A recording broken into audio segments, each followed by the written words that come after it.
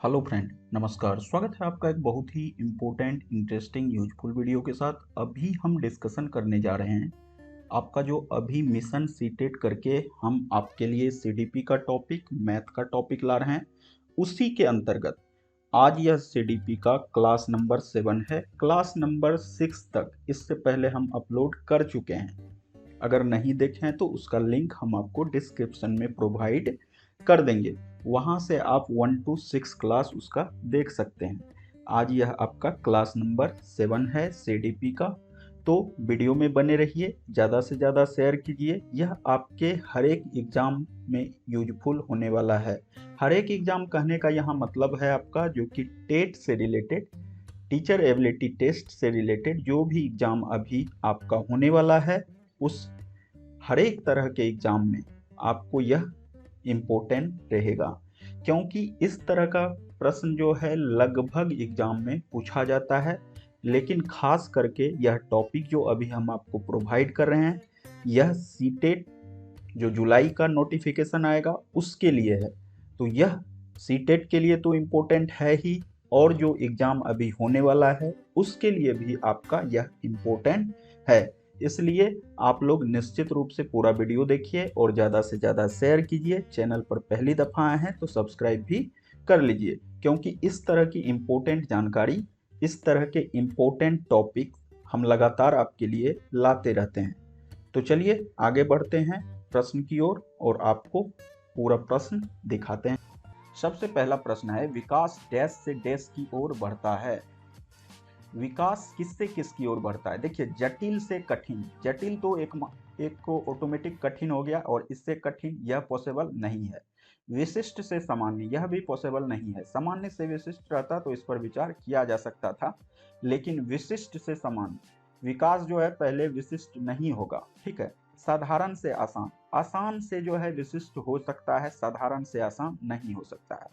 तो 1 नंबर नहीं होगा, 2 नंबर नहीं होगा, 3 नंबर नहीं होगा। लास्ट बचा चौथा, इस पर आप टिक कर दीजिएगा, यह 100% सही होगा।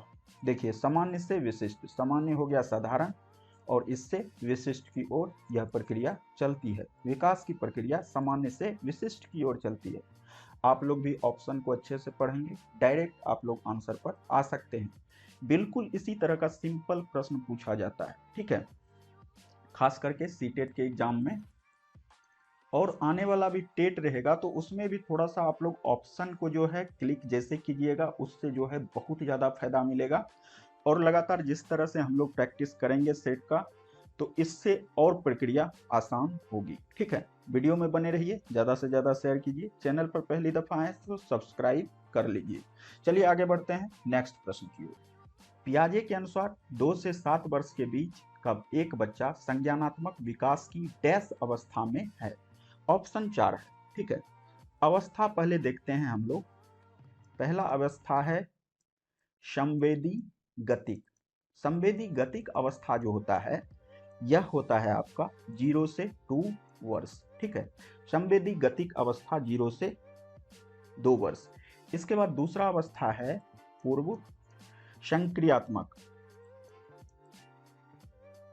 पूर्व संक्रियात्मक अवस्था जो है, यह होता है 2 से 7, ठीक है। इसके बाद है यह आपका है 7 से 11। देखिए, 0 से 2, 2 से 7, 7 से 11, और चौथा है आपका औपचारिक संक्रियात्मक। संक्रियात्मक, ठीक है। यह आपका 11 से स्टार्ट होगा और 15 तक चलेगा, 15 वर्ष तक, ठीक है। तो यह प्रक्रिया है। इसमें से देखिए 2 से 7 वर्ष तक की बात हो रही है। 2 से 7 वर्ष तक का क्या है, तो पूर्व संक्रियात्मक है, ठीक है। पूर्व संक्रियात्मक आपका है। देखिए ऑप्शन में कहाँ है, 4 नंबर है पूर्व संक्रियात्मक।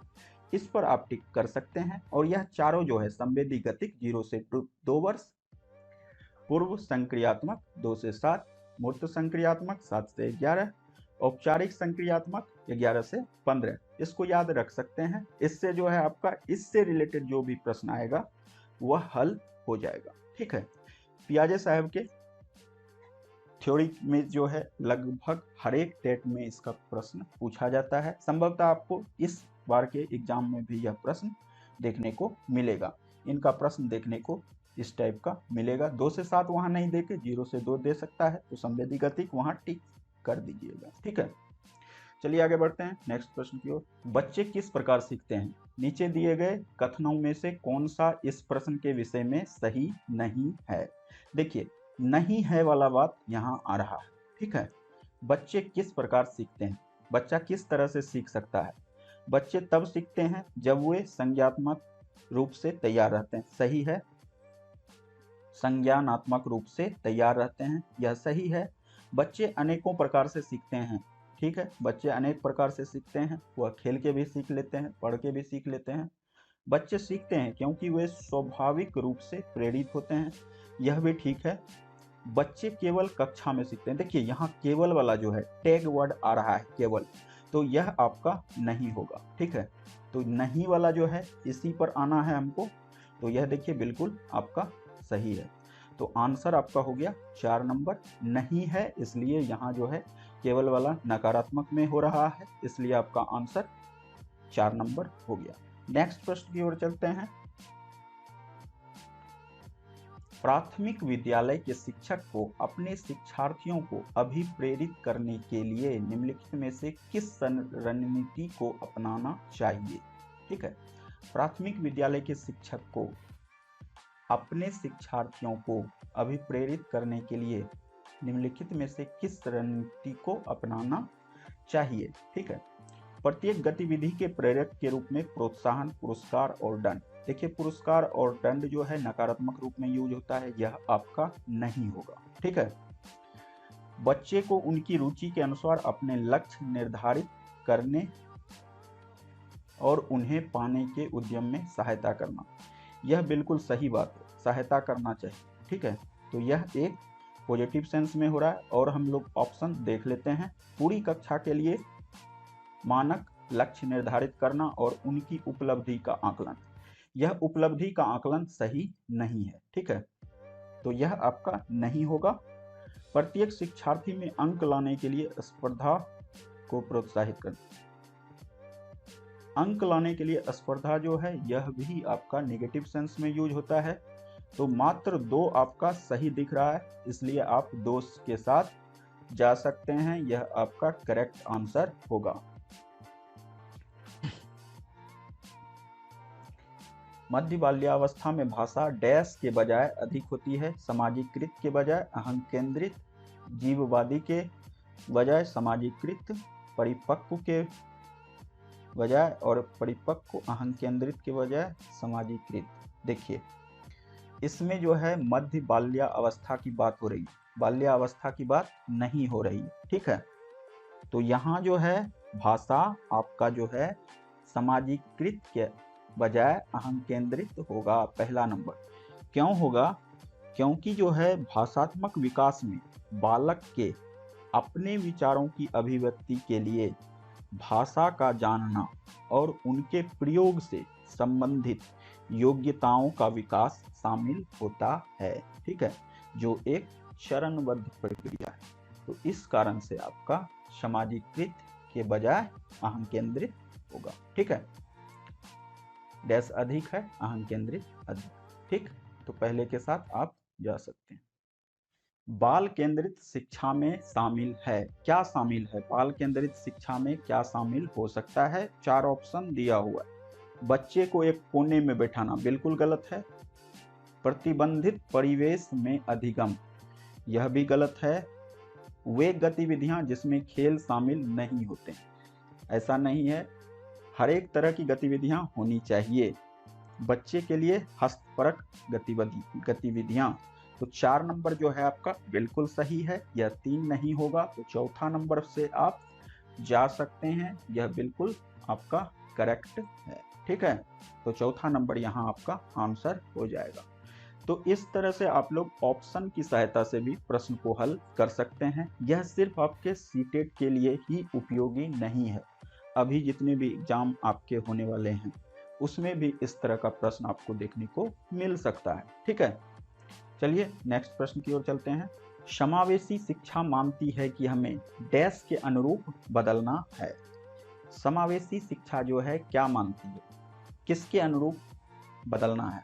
व्यवस्था को बच्चे के अनुसार, परिवेश को परिवार के अनुसार, बच्चे परिवेश के अनुसार, बच्चे व्यवस्था के अनुसार। देखिए, समावेशी शिक्षा जो मानती है वह मानती है व्यवस्था को जो है बच्चे के अनुसार बदलना चाहिए। तो आपका 1 नंबर जो है बिल्कुल सही है। ठीक है।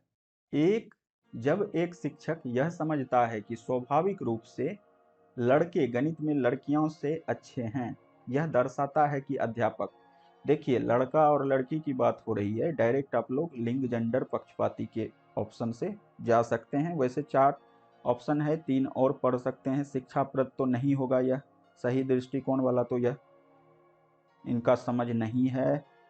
नैतिक परक यह भी नहीं है।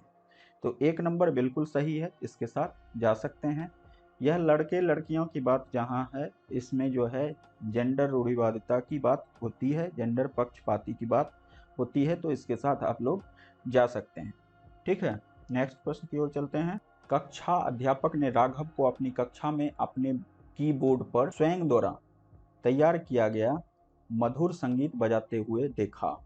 कक्षा अध्यापक ने विचार किया कि राघव डैश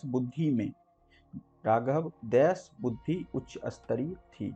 राघव की कैसी बुद्धि उच्च स्तरीय थी?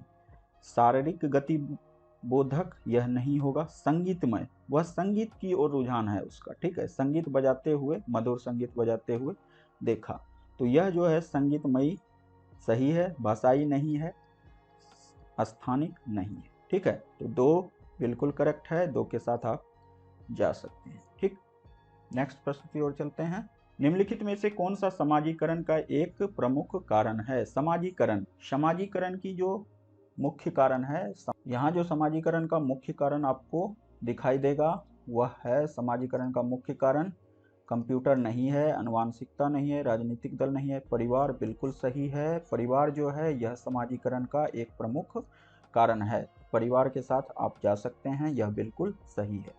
नेक्स्ट प्रश्न की ओर चलते हैं। एक औसत बुद्धि वाला बच्चा यदि भाषा को पढ़ने एवं समझने में कठिनाई प्रदर्शित करता है, भाषा को पढ़ने और समझने में वह कठिनाई प्रदर्शित कर रहा है, तो यह संकेत देता है कि बच्चा डैश का लक्षण है। 4 ऑप्शन है, उसमें से सही ऑप्शन चूज करना है। लेखन अक्षमता नहीं है, पढ़ने में है तो पढ़ने में लिखने की बात नहीं होगी। गणितीय अक्षमता नहीं है, गणित की बात नहीं हो रही है। गति समन्वयक अक्षमता यह भी नहीं है। पठन अक्षमता है। ठीक है, पढ़ने में इसको प्रॉब्लम होती है और समझने में कठिनाई होती है, तो यह पठन अक्षमता है, डिसलेक्सिया इसको कहते हैं। तो यह बिल्कुल सही है, 4 के साथ आप जा सकते हैं। नेक्स्ट प्रश्न की ओर चलते हैं। शैशवा काल की अवधि है, शैशवा काल की अवधि क्या है? जन्म से 2 वर्ष तक, जन्म से 3 वर्ष तक, 2-3 वर्ष तक, जन्म से 1 वर्ष तक। जन्म से 2 वर्ष तक, इस बीच जो है बच्चे का विकास होता है, वृद्धि और विकास बहुत तीव्र गति से होता है, इसलिए जो है शैशवा काल की अवधि जन्म से 2 वर्ष तक मानी जाती है। ठीक है। बच्चों को समूह कार्य देना एक शिक्षण रणनीति है। ठीक है, बच्चों को समूह कार्य दिया कि वो अपने समूह में बैठ के कोई सा कार्य दिया गया जिसको कि कंप्लीट करना है। छोटे समूह में कुछ बच्चों को बच्चे पर हावी होना, देखिए बच्चे पर हावी होना यह जो है नेगेटिव सेंस में यूज हो रहा है, यह नहीं होगा आपका। बच्चे की प्रक्रिया में बच्चे एक से सीखते हैं और परस्पर सहायता करते हैं। ठीक है, सीखने की प्रक्रिया में बच्चे एक से सीखते हैं और परस्पर सहायता करते हैं, यह सही है। बच्चे अपना काम जल्दी करने में समर्थ होते हैं, ऐसा नहीं है। समूह कार्य में जो है बच्चे को सीखने में मिलता है, वह जो है अपना कार्य जल्दी करके हटने में बिलीव नहीं करते हैं, इससे शिक्षक का काम कम हो जाता है, ऐसा बात नहीं। शिक्षक उसमें सहायता करते रहते हैं, लगातार शिक्षक को उसमें सहायता करना होता है। ठीक है, तो इसलिए आपका जो है परफेक्ट आंसर 2 नंबर है, इसके साथ जा सकते हैं। ठीक है, यहाँ देखिए 2 तरह का आपको आ रहा है, सीखना है और इसके बाद सहायता करना है, यह दोनों जो है आपका पॉजिटिव सेंस में यूज होता है, इसलिए इसके साथ आप जा सकते हैं। कहीं कोई दिक्कत नहीं। भारत में भाषिक विभिन्नता बहुत है। इस संदर्भ में विशेषतः कक्षा 1 और 2 प्राथमिक स्तर पर बहुभाषीय कक्षा के बारे में सर्वथा उपयुक्त कथन है। उपयुक्त कथन इसमें से चुनना है आपको। भाषिक विभिन्नता बहुत है भारत में, इसके आधार पर, ठीक है। विद्यालय में उन्हीं बच्चों को प्रवेश दिया जाए। तो देखिए, उन्हीं बच्चों को कहने का मतलब है केवल उन्हीं बच्चों को, ठीक है। तो यह आपका नहीं होगा, ठीक। जिनकी मातृभाषा वही होगी जो शिक्षा के लिए अपनाई जा रही हो, तो यह नहीं होगा, ठीक है। उन्हीं बच्चों, यहाँ थोड़ा सा आपको सेंटेंस पर ध्यान देना होगा, ठीक है। शिक्षक को सभी भाषाओं का सम्मान करना चाहिए, बिल्कुल सही बात है, यह पॉजिटिव सेंस है। और सभी भाषाओं में अभिव्यक्ति के लिए बच्चों को प्रोत्साहित करना चाहिए। प्रोत्साहन करना जो है यह पॉजिटिव सेंस में हो रहा है। 2 पॉजिटिव यहाँ आ रहा है। आगे हम लोग देख लेते हैं। अगर अधिक पॉजिटिव रहा तो नेक्स्ट ऑप्शन आपका होगा, और नहीं तो करेक्ट आंसर 2 ही होगा। जो बच्चे कक्षा में मातृभाषा का उपयोग करते हैं, अध्यापक को उनकी उपेक्षा करनी चाहिए। देखिए, यह उपेक्षा शब्द जो है यह नेगेटिव सेंस में यूज होता है, यह नहीं होगा आपका। शिक्षार्थियों को अपनी मातृभाषा या स्थानीय भाषा का प्रयोग करने पर दंडित किया जाए। देखिए, दंडित करना जो है यह भी आपका नेगेटिव सेंस में यूज हुआ। तो आपका 3 भी नेगेटिव सेंस में यूज हुआ, 4 भी हुआ और 1 तो नहीं होगा, क्योंकि उन्हीं बच्चों के लिए तो यह केवल सेंस में आ जाता है, तो यह भी आपका नहीं होगा। तो करेक्ट आंसर 2 है, ठीक है। जिसके साथ आप जा सकते हैं, बिल्कुल सही। प्रकृति पोषण विवाद में प्रकृति का क्या अभिप्राय है, ठीक है। प्रकृति शब्द को यहाँ किस रूप में बताया गया है? तो यह प्रकृति जो है यहाँ उसको जैविक विशिष्टताएं और वंशानुक्रम सूचनाओं के रूप में बताया गया, इसलिए आपका आंसर 1 होगा। एक व्यक्ति की मूल वृत्ति यह नहीं है। भौतिक और सामाजिक संसार की जटिल शक्तियां नहीं है। हमारे आसपास का वातावरण भी नहीं है, ठीक है। प्राकृतिक पोषण का अर्थ है जैविक विशिष्टताएं एवं वंशानुक्रम सूचनाएं, ठीक है। तो इस तरह से आज हम लोग 15 क्वेश्चन को किए। अगला टॉपिक जल्द ही हम लाएंगे। लगातार हम आपसे जुड़े हुए हैं और लगातार आपको नई नई जानकारी मिलती रहेगी। चैनल पर पहली दफ़ा आए तो सब्सक्राइब कर लीजिए और ज़्यादा से ज़्यादा शेयर कीजिए ताकि सबको यह जानकारी पहुंच सके। मिलते हैं एक और नए टॉपिक के साथ, तब तक अपना ख्याल रखिए, खुश रहिए, बाय बाय, जय हिंद।